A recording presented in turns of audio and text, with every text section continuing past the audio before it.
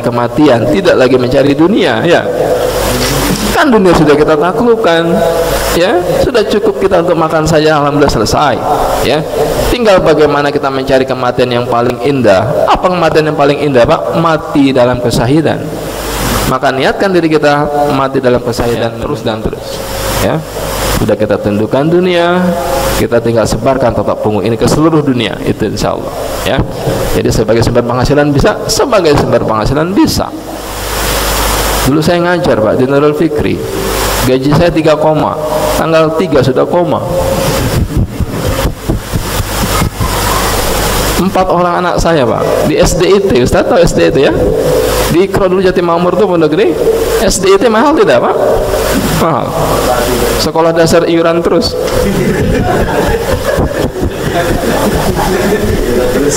Tiap bulan 500.000, tiap bulan kadang-kadang bayar.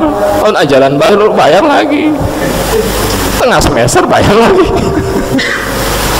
Pinjam uang sana kemari, Pak, karena kita pengen pendidikan terbaik buat anak kita, Pak, ya. Pinjam sana pinjam sini, dengan izin Allah, bahwa alhamdulillah doakan, ya, terus biar bayar utang lunas ini. Alhamdulillah sudah lunas, Pak, dikit-dikit, kan, alhamdulillah, ya. Bertahun-tahun itu 10 tahun kita, tapi saya dapat ilmu luar biasa dari Ustadz di Nurul Fikri, luar biasa. Itu yang tidak bisa dinilai dengan rupiah, gitu, ya. Alhamdulillah, ya. Ahli profesi saya, Pak. Dulu orang belum tahu totok punggung, orang taunya pijat sama urut. Sampai Tangerang, Bapak saya jangan main-main naik motor. Pasien saya, Pak, di Tangerang, naik motor dari Bekasi ke Tangerang berapa kilometer, Pak? Itu 65 kilo ternyata, Masya Allah. Saya kira Tangerang deket. 65 kilo, Masya Allah. Capek-capek kita, panas-panas sampai rumah dia, anaknya teriak, "Ayah, tukang pijatnya datang." Kurang ajar.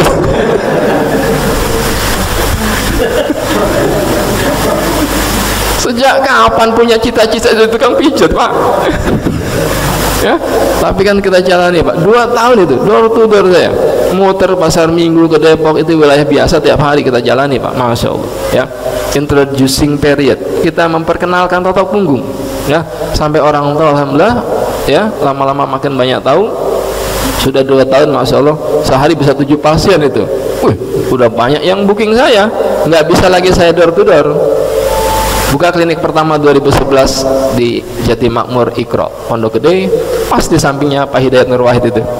Kliniknya itu pertama kali 2011, berarti sudah 6 tahun. Maka target saya 4 tahun lagi, saya harus mencapai financial freedom. Tidak lagi saya memikirkan dunia, tapi saya harus mencari kematian yang paling indah dalam rangka menumbangkan Yahudi. Itu, Pak, ya. Itu pembukaan, ya. Sekarang kita masuk materi totok punggung. Tadi bukan totok punggung. Materi pertama jantung, ya. Titik jantung. Ini titik jantung. Saya punya foto, maka saya foto. Bapak Ibu sekalian, saya tunjukkan ada 2 gambar di sini. Ini terbaru gambarnya. Pasien saya dari Makassar. Dia 5 titik penyumbatan, ada yang total per blok 100%. Waktu dia datang, Pak, ya, pertama kali dia datang, 200 meter dia berjalan, langsung dia berhenti karena sakit, dadanya sesak. Ustaz, sebelum pelatihan hari Jumat, saya coba jalan-jalan keliling-keliling 1 kilo itu, memutar-mutar 1 kilometer kira-kira waktu itu, ya, di perumahan, kata dia. Tapi begitu saya jalan pagi 200 meter, berhenti, nggak kuat saya. Akhirnya kami batalkan. Temennya nggak sabaran nungguin dia, kan. Akhirnya kami pulang, Ustaz, kami batalkan jalan pagi-pagi itu. Hari Sabtunya ikut pelatihan, ya. Sama kayak gini, Pak, kira-kira, ya. Selesai pelatihan, Bapak yang dari Makassar yang sakit jantung silakan maju ke depan, karena beliau dari Makassar. Ke Bekasi dia datang.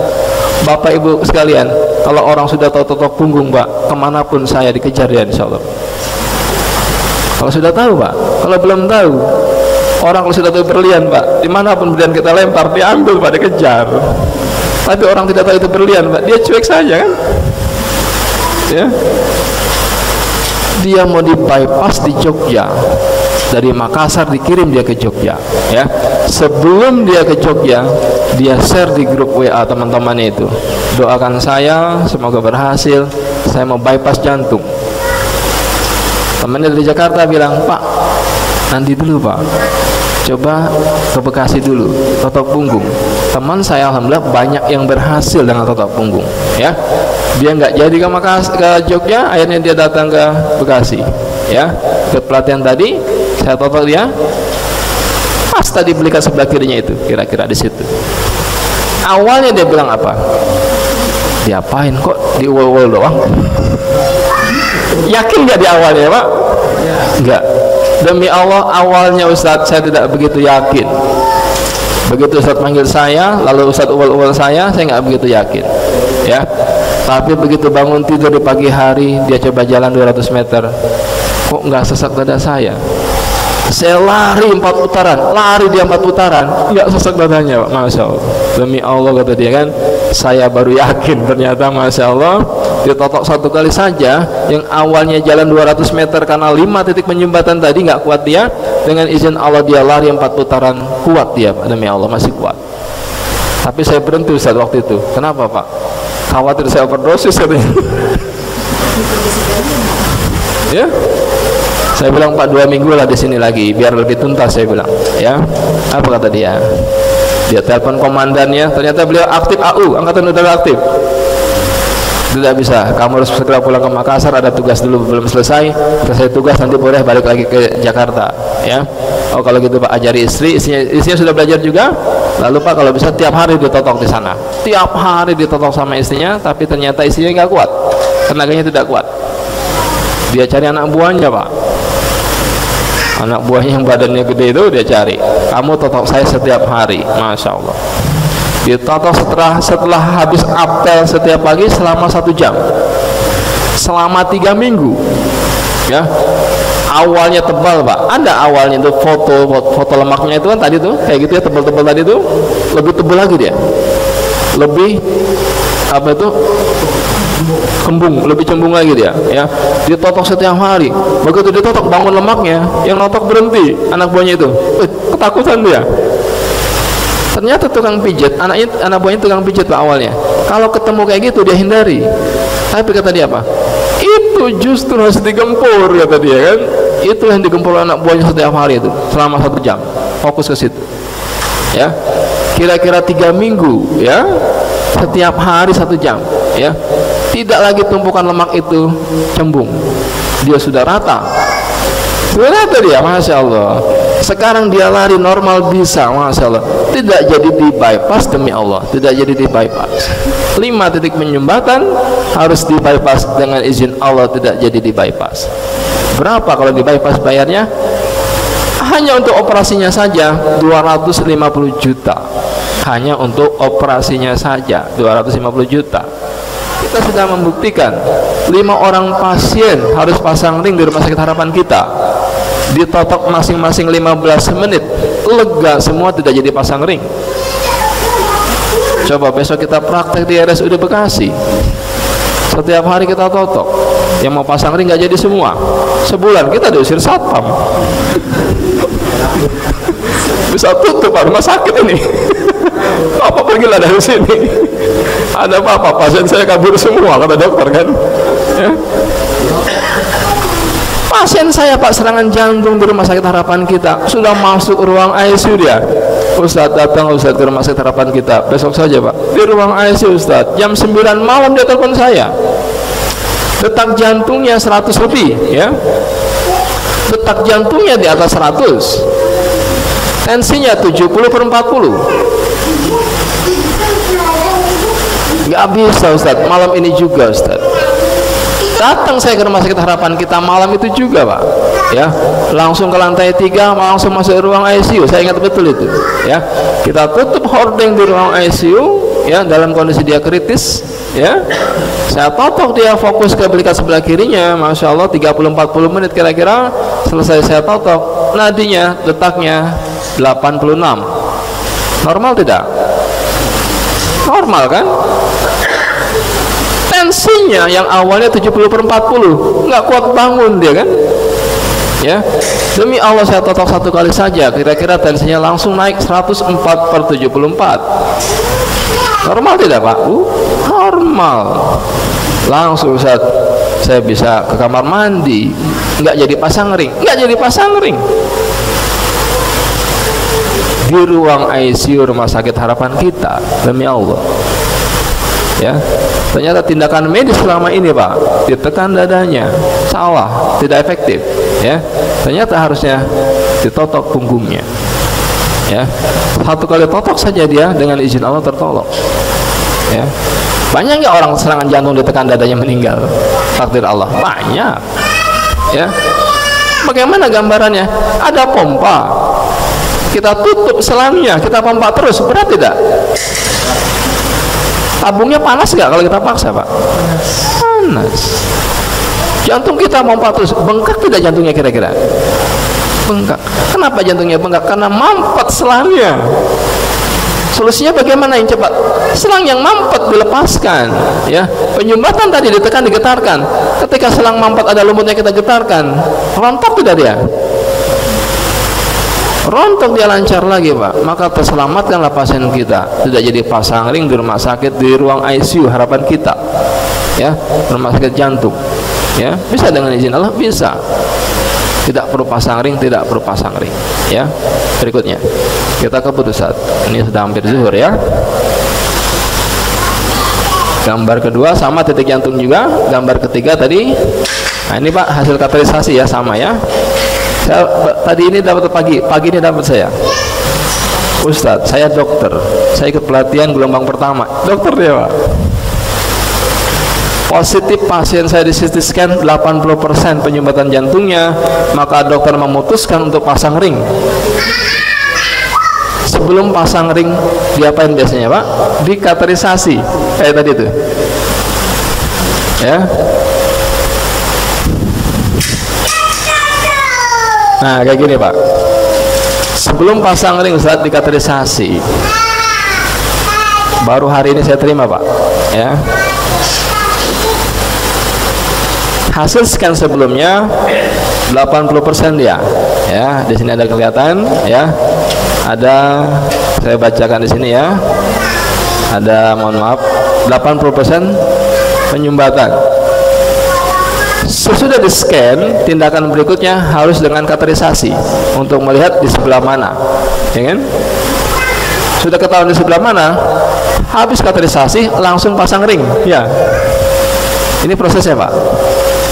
80% dia di scan, dokter putuskan untuk pasang ring. Tapi sebelum pasang ring harus kateterisasi dulu untuk melihat penyumbatannya di mana. Maka begitu dia kateterisasi, dengan izin Allah ditotok selama hampir kurang lebih 7 kali kata dia, ya.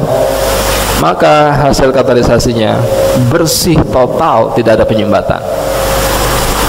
Ini bukti medis terbaru Pak. Ya. Saya tidak jualan obat, ini bukti medis. Ya, bersih tidak Pak? Ya, total Ustaz, tidak ada penyumbatan sedikit pun. Awalnya 80%. Yang notok ibu-ibu Pak. Dia ngaku sama saya, Ustaz, saya dokter saja. Dokter ikut pelatihan notok punggung.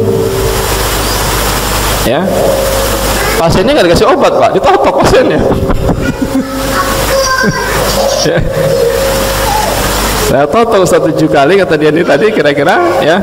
Lalu dikateterisasi pasien saya dengan izin Allah bersih semua pembuluh jantungnya, tidak jadi pasang ring yang awalnya penyumbatan 80%.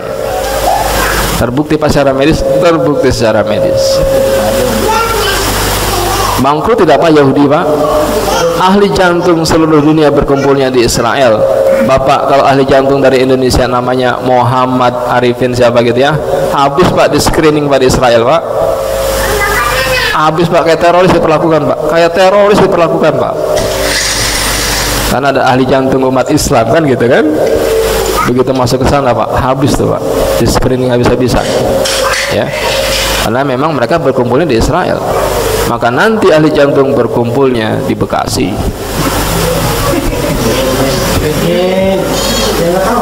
Ya, Masya Allah, amin ya, insya Allah ya. Jadi yakin Pak kita Pak, Masya Allah kita yakin benar ya. Berikutnya stroke. Ini titik stroke ya. Jadi Bapak Ibu, di bagian besar ini titik stroke, ya, diberikan sebelah kanan dia atau berikan sebelah kiri dia titik jantung, itu penyebabnya. Orang kena stroke di satu titik, ketarik nggak lidahnya? Ya, ketarik nggak mulutnya jadi miring? Ketarik nggak saraf matanya jadi nggak bisa dipejamkan matanya? Ketarik, ya. Padahal kenanya di satu titik. Sarang laba-laba tadi, Pak, ketekan di satu titik, ketarik senar yang ke atas, ketarik senar yang ke samping, padahal ketekannya di satu titik. Ya, datang pasien kita tidak bisa bicara dia karena stroke, tangannya pun tidak bisa digerakkan yang sebelah kanan, maka dia tulis dengan tangan kirinya. Kalau dia minta sesuatu kepada istrinya, ini ibu minta sesuatu, dia tulis dengan tangan kirinya, kaki kanannya pun nggak bisa digerakkan. Ya, stroke separuh badan, tidak bisa dia bicara. 1 jam saya totok dia, kira-kira dengan izin Allah langsung dia demi Allah bisa bicara kembali, langsung dia dengan izin Allah bisa jalan sendiri, pulang dia, Pak, bisa. Ya, di mana sumber masalahnya? Bukan di dalam pembuluh darah. Di mana masalahnya? Di luar pembuluh darah yang menekan saraf. Obat dokter secanggih apapun tidak bisa melepaskan tekanan yang di luar pembuluh darah yang menekan saraf, tidak bisa. Karena obat dokter bekerja di dalam obat pengencer darah, ya, ya, di dalam pembuluh darah. Oke, jadi tidak usah panik. Lanjut gambar berikutnya. Saya sering menotok pasien di ruang ICU, nggak 1-2 kali, Pak, sering. Ya, saya katakan kepada Bapak Ibu sekalian, kalau kena stroke orang tua kita, mudah-mudahan tidak. Kalau kena stroke ibu kita, kena stroke ayah kita, mudah-mudahan tidak. Tidak usah panik dibawa ke ruang ICU, tidak usah panik. Ya, saya punya pasien di Premier Hospital, Pak, beberapa hari dia koma di ruang ICU. Saya punya pasien di Mitra Kemayoran, beberapa hari dia koma di ruang ICU. Punya pasien di Mitra Cibubur 2 bulan koma di ruang ICU. Pasien di rumah sakit haji 2 minggu koma di ruang ICU. Yang kemarin baru saya tangani pasien di ruang ICU rumah sakit Mitra Bekasi Timur, 3 bulan dia tidak sadarkan diri, sudah habis 2,5 miliar. Dia cari ruangan terbaik, pelayanan terbaik, 3 bulan saja 2,5 M. Ya, mata masih melotot, nggak ada reaksi, Pak. Ya, kita totok, masya Allah, sekarang sudah bisa dia berkedip, sudah bisa dia gerakan tangannya, sudah bisa dia nahan itu, ya, kena tangan kanannya, kena itu, kena stroke-nya, ya, bisa, ya. Jadi penyumbatan di luar tadi yang perlemakan di luar menekan saraf, sedikit demi sedikit kita urai dia. Ketika sudah terurai, maka insya Allah normal. Ini di ruang ICU rumah sakit tentara di Ambon. Pasien kena stroke dari Jakarta dia ke Ambon, di pesawat dia kena stroke, langsung dibawa ke rumah sakit tentara di Ambon. Maka jam 10 malam hari Jumat, jam 12 malam, maaf, jam 12 malam hari Jumat, saya ingat betul itu menjelang sahur pertama di bulan Ramadan, ya, karena hari Sabtu Ramadan, ya. Saya terbang ke Ambon jam setengah 6 pagi sampai di Ambon. Habis zuhur saya totok dia, saya totok beliau. Kita pengen bawa beliau ke Jakarta tapi nggak bisa karena di ruang ICU kondisinya kritis, detak jantung tidak stabil, ya. Totok yang kedua makin membaik, totok yang ketiga stabil, detak jantungnya 72. Normal tidak? Normal. Seninnya langsung dibawa ke Jakarta, ya. Ketika obat-obatan di ruang ICU tidak mampu, ketika alat-alat medis di ruang ICU tidak bisa, maka dengan izin Allah, Pak, kita lancarkan darah, kita urai penyumbatan yang menekan pembuluh darah, kita urai penyumbatan penyempitan yang menekan tadi, dengan izin Allah normal semua. Bisa. Ya. Berikutnya kita foto. Diabetes mellitus. Bukan keturunan, ini penyakit lifestyle. Hampir semua penyakit yang diderita ini, Pak, rata-rata kiai haji, mohon maaf, kiai haji. Saya pernah nonton kemarin, masya Allah, ketemu dengan saudaranya dari Temboro. Saya totok pasien saya, Kiai Haji Mabtu dari Madura, pimpinan pesantren Al Amin Madura. Santrinya 10.000 orang kalau nggak salah itu, masya Allah. Beliau saya totok di Bogor waktu itu. Ternyata beliau dengan izin Allah sudah meninggal belum lama itu karena diabetes mellitus. Ciri-cirinya yang paling parah apa? Ciri-ciri diabetes mellitus yang paling parah, dagingnya tidak menempel lagi ke tulangnya. Saya tetap beliau waktu itu kemarin cerita adanya, Ustaz, beliau pernah cerita ke kami katanya, waktu beliau sudah parah tuh ya, kenapa ceritanya? Beliau pengen ditotok lagi, enak tuh waktu di sana katanya, dipijat-pijat punggung kata dia kan. Kemarin ada yang beliau ke pelatihan di Temboro, pesantren Temboro itu ke pelatihan adanya, masalah nyambung ternyata, ya. Saya baru sekali totok dia, saya bilang datang ke Bekasi kalau ingin totok berikutnya, ternyata beliau meninggal dunia terlebih dahulu. Aset dakwah yang sangat luar biasa, meninggal takdir Allah di usia 50-an tahun. Ya, kan banyak kayak kita Pak, ya. Kalau dulu ada majelis zikir Rasulullah ya, Habib Munzir Al-Musawa yang sedemikian karismatik kan, beliau kan aset dakwah yang luar biasa, meninggal usia 32 tahun kalau tidak salah ya. Kenapa? Diabetes mellitus yang sudah sangat akut. Karena lifestyle, ceramah sampai jam 11, ceramah sampai jam 12 malam, habis ceramah makan nasi kebuli, pakai gulai, pakai sate, pakai rendang, pakai ikan dan sebagainya. Lalu dijemputlah di mobil, di mobilnya ada kelengkeng, ada durian montong, makan lagi dia. Turun dari mobil, ini kiai berkat buat di rumah. Sampai rumah sudah pada tidur, dia makan lagi. Masya Allah, mubazir. Habis itu langsung tidur. Besok begitu lagi, hampir setiap hari selama bulan Maulid, hampir setiap hari selama Isra Mi'raj, hampir setiap hari selama tahun baru Islam ya, hampir setiap malam. 100% kalau kita riset, kiai terkenal itu kena diabetes mellitus. Bukan faktor keturunan, tapi karena lifestyle-nya sama. Gula darah tinggi bukan keturunan, keturunan darah biru. Ya. Ini karena penyumbatan. Ya, bisa tidak diabetes mellitus dengan insya Allah disembuhkan? Bisa dengan insya Allah disembuhkan. Ya, pankreas yang sudah gagal, pankreasnya gagal tidak bisa produksi insulin. Ya, ginjal bisa kita ganti, liver bisa kita transplantasi, tapi kalau pankreas tidak bisa, Pak. Jadi bagaimana, Pak? Pankreas, diabetes mellitus tidak bisa diselesaikan oleh dunia kedokteran manapun.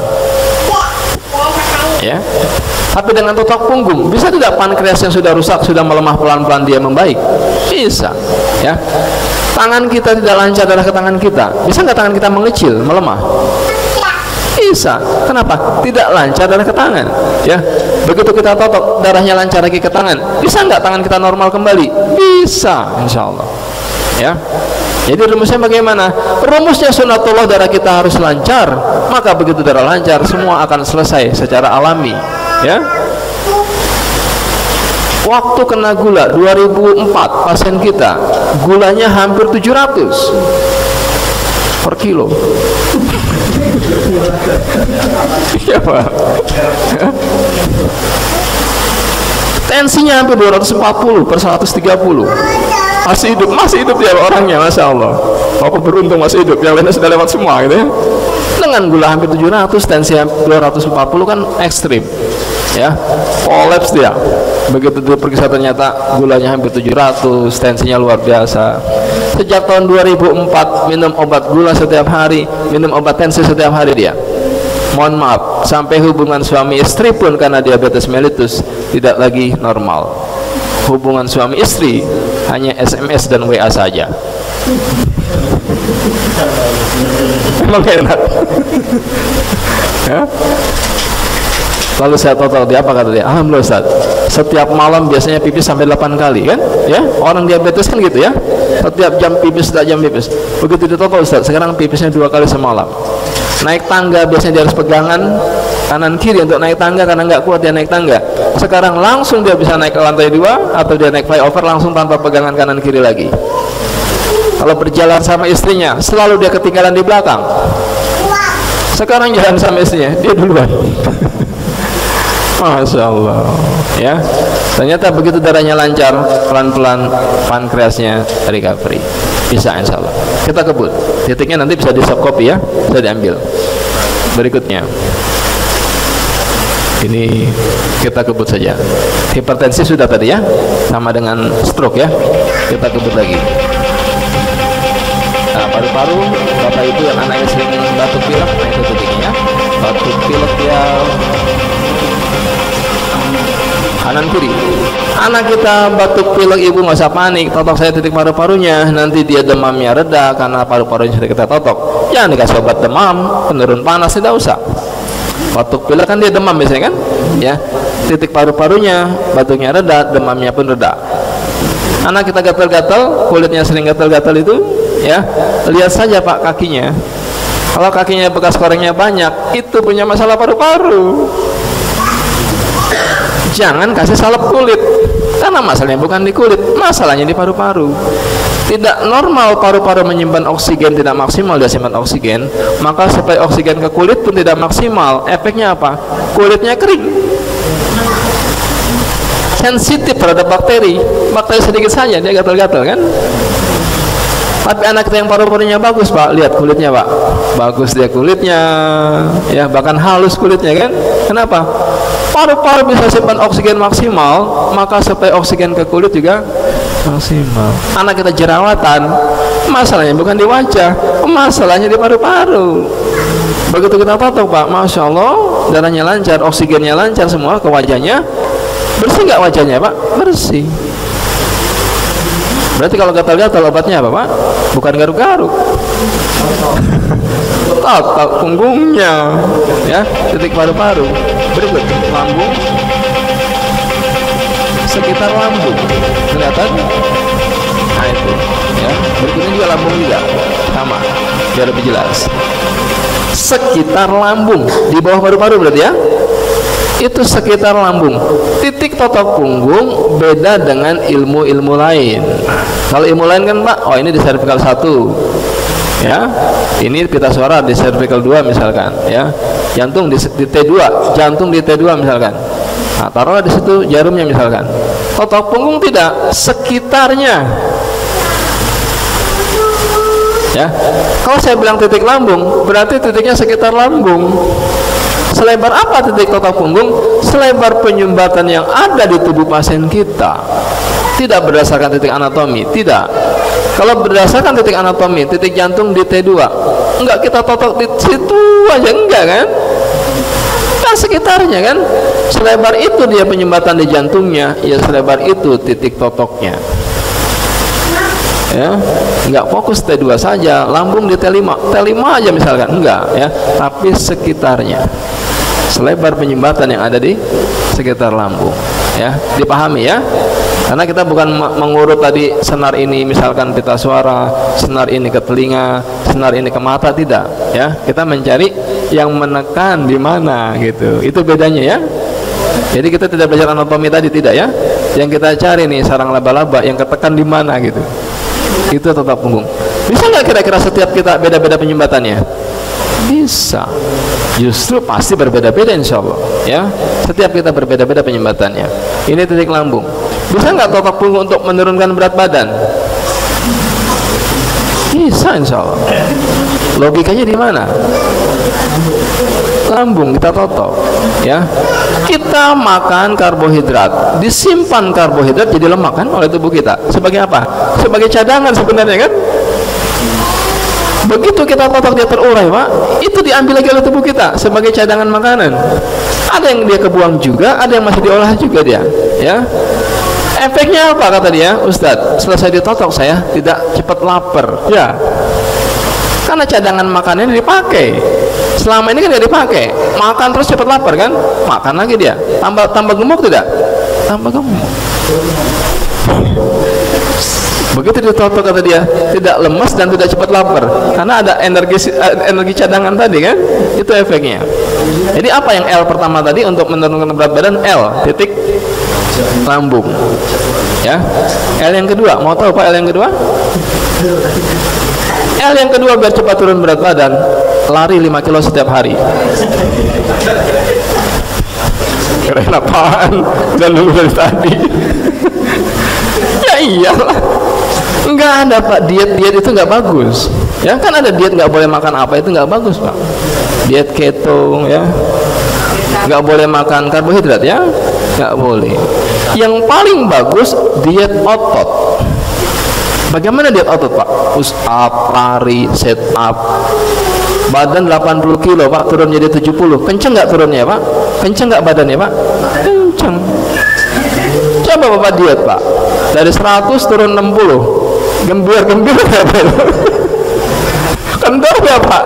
Kendor ya Allah, kendor semuanya karena ototnya nggak bekerja ya. Jadi Bapak saya sarankan untuk mau diet harus diet otot, jangan diet mayo, mayoritas gagal. Atau diet keto tadi ya, kan Allah halalkan Pak karbohidrat ya. Allah halalkan tidak Pak? Allah halalkan, pasti nggak beres lah itu kalau nggak sesuai sunnah kan ya, pasti ada masalah. Berikutnya syarat ini hernia ya, hernianya next.